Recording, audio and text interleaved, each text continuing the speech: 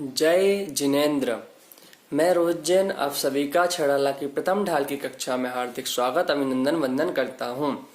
कल तक हमने देख लिया था कि त्रिंच गति में, क्योंकि छड़ाला की प्रथम ढाल का स्वाध्याय चल रहा है तो इसमें चारों गतियों के दुखों का वर्णन है। तो कल हमने निगोज से कैसे स्थावर में निकलता है, स्थावर से त्रस में और त्रस से पंचेंद्रिय में भी जन्म लेता है, तो उसमें भी क्या बहुत क्रूर भयानक प्राणी बनता है और फिर वहां से मर के भी कहाँ नरक में पहुंच जाता है। तो अब हम आगे किसका, नरक का वर्णन करेंगे। अगर आप लोगों ने अभी तक इस चैनल को सब्सक्राइब नहीं किया है तो कृपया सब्सक्राइब कर दें और इस चैनल को अब शेयर करें, जिससे आप सभी लोगों के द्वारा किसी दूसरे के भी पास पहुंचे और वह विज्ञान का अर्जन कर सके। इससे हमारे लिए क्या पंथ का बंध होगा। चलिए हम क्या करें, हम देखते हैं नरक भूमि और वहां के जो दुख होते हैं उनके बारे में हम समझेंगे। हाथ जोड़ लें, आप सभी लोग किताब निकाल लें और उसमें देखें छंद क्रमांक 9 प्रथम ढाल।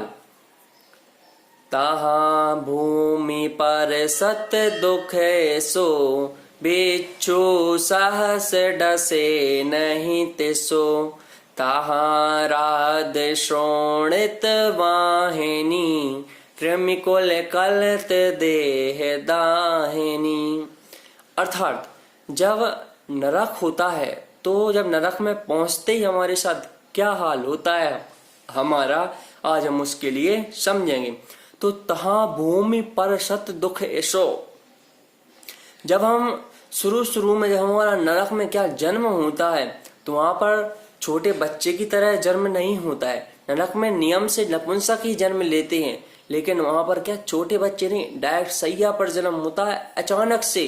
इस प्रकार से पेड़ से अचानक से हवा चलने पर आम गिरता है, उसी प्रकार से नरक में जन्म लेने से बहुत ऊपर से हम गिरते हैं। और कैसा, तहा भूमि पर सत दुख ऐसो, उस नरक की भूमि को स्पर्श करते ही दुख ऐसो, इस प्रकार से दुख होता है।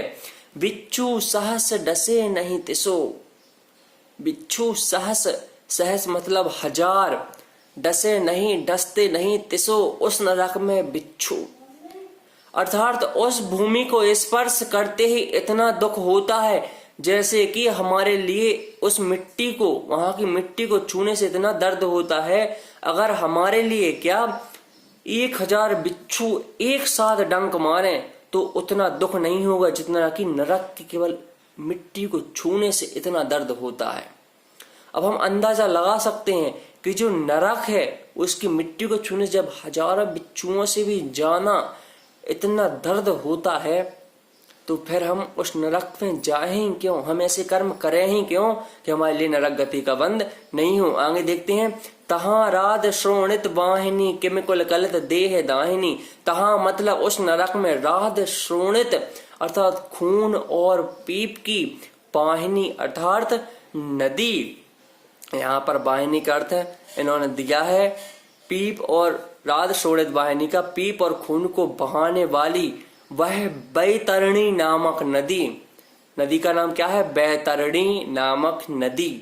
तो क्या, तहा मतलब उस नरक में राध शोणित वाहिनी, खून और पीप से बहने वाली नदी अर्थात बैतरणी नदी, किमिकुल कलत देह दाहिनी, देह दाहिनी वह हमारे शरीर को, देह मतलब शरीर को, दाहिनी अर्थात दाह अर्थात दुख उत्पन्न करने वाली, केमिकल कलित और छोटे छोटे क्षुद्र कीड़ों के समूह से वह क्या भरी हुई होती है। एक बार फिर से देखें, तहा भूमि पर सत दुख ऐसो, उस नरक की भूमि को स्पर्श करते ही बिच्छू सहस डसे नहीं तिसो, अगर हजारों बिच्छू एक साथ काटने तो उतना दर्द नहीं होगा जितना कि उस नरक की भूमि को छूने से होता है। तहा राध शोणित वाहिनी, उस नरक में खून और पीप से भरी हुई बैतरणी नामक नदी बहती है। किमिकुल कलित देह दाहिनी, और बैतरणी नाम की नदी में छोटे छोटे कीड़े मकोड़े क्या वहां पर उसमें बहते रहते हैं, देह दाहिनी, और वह हमारे लिए शरीर के लिए देह दाहिनी अर्थात शरीर में दाह पैदा करने वाले होते हैं, अर्थात दुख देने वाले होते हैं। अब वह नदी कैसी होती है तो हम समझते हैं। जब नारकी को वहां पर खाने और पीने के लिए कुछ नहीं मिलता है, जब नारकी को वहां पर प्यास लगती है तो वह क्या उस नदी के पास भागता है। अब जब वह देखता है खून और पीप से वह लदालद नदी बहती जा रही है, लेकिन क्या करें, हम उसको देखते ही हम क्या कर देते हैं, मुंह में टिंग कर देते हैं। लेकिन वहां पर यह सवाल नहीं उठता। जैसे ही वह उस पानी को हाथ में लेता है और इस प्रकार से पीता है, तो जब वह कीड़े मकोड़े उसके अंदर जाते हैं, तो जो उस बैतरणी नदी के कीड़े मकोड़े रहते हैं वह क्या करते हैं, वह कीड़े अपने पेट को छेद डालते हैं, अर्थात पूरे शरीर में ऐसे पूरे टुकड़े टुकड़े कर देते हैं। वह छिद के क्या फिर से वह उसका शरीर नष्ट हो जाता है। और बैक्टीरिया शरीर रहने के कारण दर्द तो उतना ही होता है जितना हमारे लिए एक चींटी काटने से होता है, उसको भी उतना ही दर्द होता है जब उसके शरीर से वह कीड़े मकोड़े क्या उखड़ जाते हैं अर्थात निकलते हैं। लेकिन बैक्टीरिया शरीर होने के कारण जितना दर्द होगा पूरा, फिर अपने आप वह शरीर जुड़ जाएगा। क्योंकि नरक और देव में ऐसा नियम है कि जितनी आयु हमारे लिए मिली है उतनी आयु हमें भोगनी ही पड़ेगी, अर्थात वहां पर रहना ही पड़ेगा। इस बारे का अर्थ देख लेते हैं। इस जीव को नरक की भूमि के स्पर्श करने मात्र से ही इतना दुख होता है कि जितना शरीर में 1000 बिच्छुओं के द्वारा काटने पर भी नहीं होता। वहां नरक में कीड़ों के समूह से भरी पीप और खून की नदी बहती है, जो शरीर में दुख उत्पन्न करने वाली होती है। चलिए हम दूसरा छंद देखते हैं, 10वां छंद। नरक में सेमर वृक्ष और सर्दी और गर्मी के दुख कैसे होते हैं। सेमर तरु दल जोते असि पत्र, अस ज्यों देह विधारे तत्र, मेरु समान लोह गल जाय, ऐसी शीत उष्णता थाय। अब उस नरक में क्या रहता है, घाम रहता है, इतनी तेज धूप निकलती है, क्या बताया जाए। उस नरक में बहुत ही धूप निकलती है और वहां पर ठंड और गर्मी इतनी पड़ती है कि व्यक्ति सहन नहीं कर पाता है। तो कैसी ठंड रहती है हम उसको समझेंगे। तो सेमर तरु दल जुत असि पत्र, वहां पर सेमर नाम के वृक्ष क्या रहते हैं, असि ज्यों, वह कैसे रहते हैं, तलवार के समान। वह लास्ट का लेंगे तत्र, उस नरक में सेमर नाम के वृक्ष रहते हैं। कैसे रहते हैं, असि पत्र ज्यों तलवार के धार के समान, दल जुत अर्थात पत्ते वाले। उस नरक में सेमर तरु नाम के वृक्ष रहते हैं, वह तलवार के समान पत्ते वाले होते हैं। आगे असि ज्यों अर्थात तलवार के समान, ज्यों देह विदार है, तत्र वह देह अर्थात शरीर को विदार है अर्थात टुकड़े टुकड़े कर देते हैं।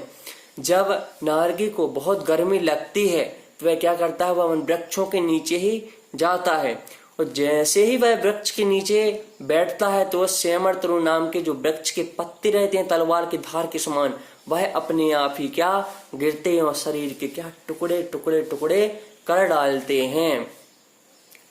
अगर हमारा एक उंगली कट जाए तो हमारे जितना दुख होता है उतना दुख होता ही है। वहां पर टुकड़े टुकड़े कटेंगे, हमारे लिए उतनी ही प्रतीति होगी जितनी की अब होती है हमारे लिए। लेकिन बैक्टीरिया शरीर होता है तो वह अपने आप क्या पूरा दुख होने के बाद क्या जुड़ जाता है। तो जैसे ही नारकी भागते भागते क्या धूप गर्मी के कारण वहां पर वृक्ष के नीचे पहुंचता है, वह पत्ते ऑटोमेटिकली क्या गिर जाते हैं और हमारे शरीर के टुकड़े टुकड़े कर देते हैं। आगे देखें, मेरु समान लोहे गल जाए, ऐसी शीत उष्णता था। अर्थात मेरु के समान एक योजन में 3 कोस, एक कोस में 4 किलोमीटर अर्थात 12 किलोमीटर लंबा और 12 किलोमीटर चौड़ा, ऐसा एक मेरु अर्थात लोहे का पिंड 12 किलोमीटर लंबा 12 किलोमीटर चौड़ा। अगर लोहे का पिंड अगर गर्म वाले नरक में, क्योंकि 2 प्रकार के नरक हैं वहां पर, गर्म नरक और ठंड के नरक, अर्थात वहां पर ठंडी वाले नरक होते हैं। तो ऐसा मेरु का गोला 12 किलोमीटर लंबा 12 किलोमीटर चौड़ा उस गर्म वाले नरक में अगर पटक दिया जाए तो कुछ क्षणों के अंदर अर्थात कम से कम 1 मिनट के अंदर वह क्या गोला पिघल जाएगा। उस गर्म वाले नरक में क्या पिघल जाएगा। 12 किलोमीटर लंबा 12 किलोमीटर चौड़ा गोला, लोहे का गोला अगर गर्म नरक में पटक दिया जाए तो वह पिघल जाएगा। वहां पर इतनी गर्मी होती है। और ऐसी और शीत अर्थात वही 12 किलोमीटर लोहे का गोला लंबा चौड़ा उस शीत वाले नरक में पिघला के डाला जाए तो कुछ सेकंडों के अंदर वह क्या जम जाएगा।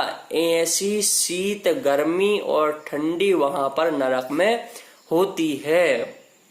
इस प्रकार से एक बार फिर से देखें, सेमर तरु जल द्युतिपत असिपत्र, अर्थात उस नरक में सेमर तरु नाम के जो पत्ते वाले 80 पत्र तलवार के धार के समान, 80 ज्यों अर्थात उस तलवार की धार के समान देह विदारण तत्व जो वृक्ष के होते हैं, वह क्या हमारे शरीर को काटते रहते हैं, अर्थात टुकड़े टुकड़े कर देते हैं। और मेरु समान लोहे गल जाए, मेरु के समान वहां पर लोहे गल भी जाता है और जम भी जाता है। ऐसी शीत उष्णता था वहां पर, ऐसी सर्दी और गर्मी होती है। उस नरक में ऐसी गर्मी होती है, अर्थात हमारे लिए उन नरकों में नहीं जाना है तो हम अभी से ही अच्छे कार्य करना प्रारंभ कर दें।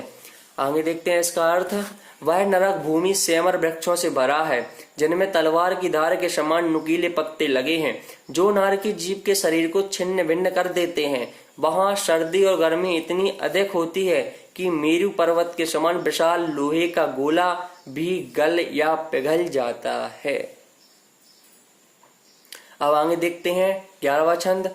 नरक में अन्य नारकियों असुर कुमार द्वारा उदीरत दुख और प्यास के कारण, अर्थात उनके दुख कैसे होते हैं। देखिए, हाँ पढ़ते हैं, किताब देखें। तिल तिल करें देह के खंड, असुर भिड़ावे दुष्ट प्रचंड, सिंधु नीर ते प्यास न जाए, तो पड़े के न बूंद लहाए। अर्थात उस नरक में तिल तिल करें देह के खंड, अर्थात जब वहां पर नारकी एक दूसरे से लड़ते हैं, एग्जाम्पल एक दूसरे से कैसे लड़ते हैं, क्योंकि वहां पर कुअवधि ज्ञान होता है, अवधि ज्ञान होता है लेकिन वह कुअवधि।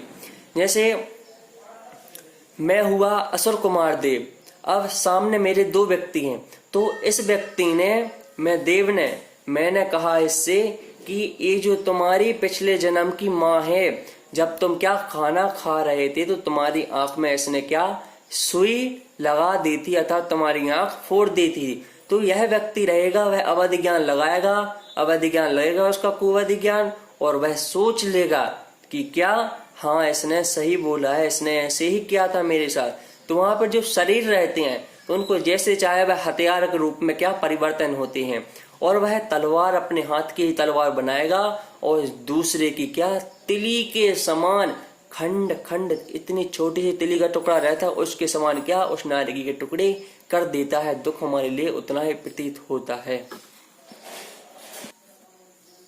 तो क्या वहां पर हमारे क्या टुकड़े टुकड़े कर देता है। आगे असुर भिड़ा में दुष्ट प्रचंड, जो असुर कुमार जाति के देव रहते हैं उनका केवल एक ही काम रहता है, वहां पर एक नारकी की दूसरी नारकी से क्या भिड़ाना, आपस में क्या लड़ाई करवाना।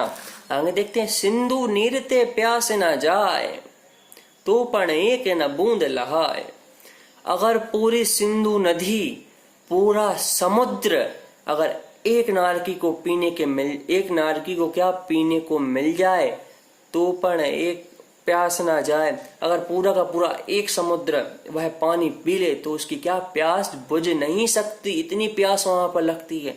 तो पण एक न बूंद लहाए, फिर भी वहां पर क्या एक बूंद की पानी नहीं मिलती है, वहां पर बिल्कुल भी एक बूंद की पानी हमारे लिए प्राप्त नहीं होती है। तो हमारे लिए क्या उस नरक में क्या जाने से बचना है, हमें वहां पर नहीं जाना है। तो हम क्या अच्छे कार्य करें, कभी भी किसी को सताएं नहीं, कोई गलत कार्य नहीं करें, क्योंकि हमारे लिए जो 8 कर्म है उनमें से एक न एक कर्म का सोते समय भी बंद होता है, अर्थात प्रति समय हमारे लिए कुछ ना कुछ बंद होता ही रहता है।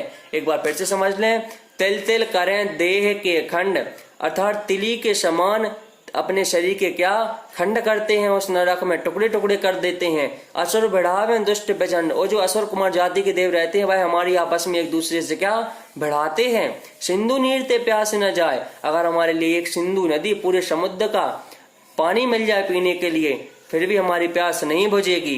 तो पण एक न बूंद लहाए, फिर भी क्या हमारे लिए वहां पर एक बूंद भी प्राप्त पीने के लिए नहीं होती है। आइए इसका अर्थ देख लें। नारकी जीव आपस में लड़ाई करते हैं और एक दूसरे के शरीर के तिल के बराबर छोटे छोटे टुकड़े कर देते हैं। दुष्ट प्रकृति के असुर कुमार देव उन नारकी जीवों को आपस में लड़ा देते हैं। नरक में नारकी जीव को इतनी अधिक प्यास लगती है कि यदि वह सारे समुद्र का पानी पी लेवे तो प्यास नहीं बुझ सकती, फिर भी उसे पानी की एक भी बूंद पीने को नहीं मिलती है। अर्थात हमने इसको अच्छे से समझा है। आज हमने नरक के बारे में देखा। कल हम नरक में भूख, आयु और मनुष्य गति की प्राप्ति का हम क्या देखेंगे, उपाय देखेंगे कि कैसे होता है, और आगे मनुष्य गति में गर्भ निवास और प्रवशजन दुख कैसे होते हैं। इस प्रकार से हम कल क्या उसके लिए देखेंगे। मैं आशा करता हूँ आप सभी लोगों के लिए यह वीडियो अच्छे से समझ में आ रही होंगी। अगर कोई आपकी जिज्ञासा है तो आप कमेंट के माध्यम से बताएं। हाँ जरूर, चैनल को सब्सक्राइब जरूर करें। आप सभी के लिए जय जिनेंद्र।